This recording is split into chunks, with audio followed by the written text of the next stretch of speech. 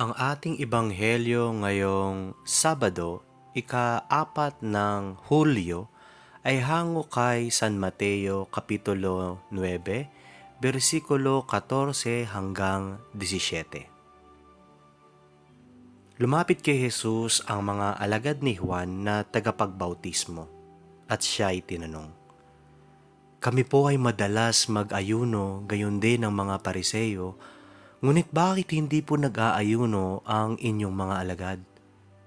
Sumagot siya, "Dapat bang malungkot ang mga panauhin sa kasal habang kasama pa nila ang lalaking ikinasal? Kapag wala na ito, saka pa lamang sila mag-aayuno. Walang nagtatagpi ng bagong tela sa isang lumang kasuotan, sapagkat kapag umurong ang bagong tela, mababatak nito ang tinagpian at lalong lalaki ang punit. Wala ring nagsasali ng bagong alak sa lumang sisidlang balat. Kapag ganun ang ginawa, puputok ang balat, matatapon ang alak, at mawawasak ang sisidlan. Sa halip, isinasali ng bagong alak sa bagong sisidlang balat, at sa gayon, kapwa itong nagtatagal." Ang mabuting balita ng Panginoon. Ang ating faithful reflection sa araw na ito ay mula kay Brother Bernie Marco mula sa Family of God Servants. Bagong puso para sa Diyos. Tinanong si Jesus kung bakit hindi nag-aayuno ang kanyang mga alagad at sumagot siya gamit ang halimbawa ng kasalan, bagong tela at bagong alak. Ang mensahe niya ay simple. May bagong ginagawa ang Diyos, kaya kailangan din ng bagong puso at bagong pananaw. Albert Einstein said, "Insanity is doing the same thing over and over again and expecting different results." Minsan kasi, gusto nating sumunod sa Diyos pero ayaw nating magbago.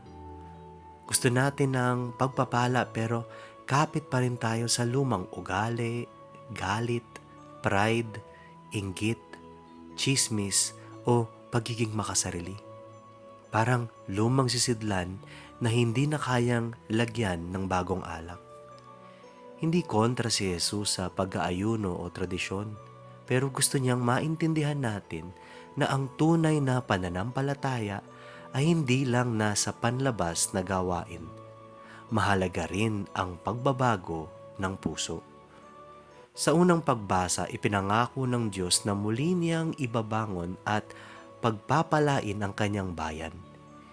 Ipinapakita nito na ang Diyos ay Diyos ng pag-asa at bagong simula.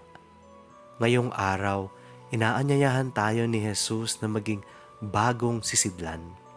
Hayaan nating linisin niya ang ating puso upang mas mapuno tayo ng kanyang pagmamahal, kapayapaan at katotohanan.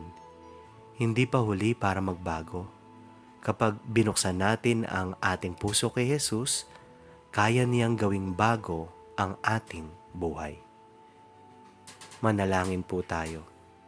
Panginoong Jesus, bigyan mo ako ng bagong puso na handang magbago at tunay na sumunod sa iyo. Sa ngalan ng Ama at ng Anak at ng Espiritu Santo. Amen.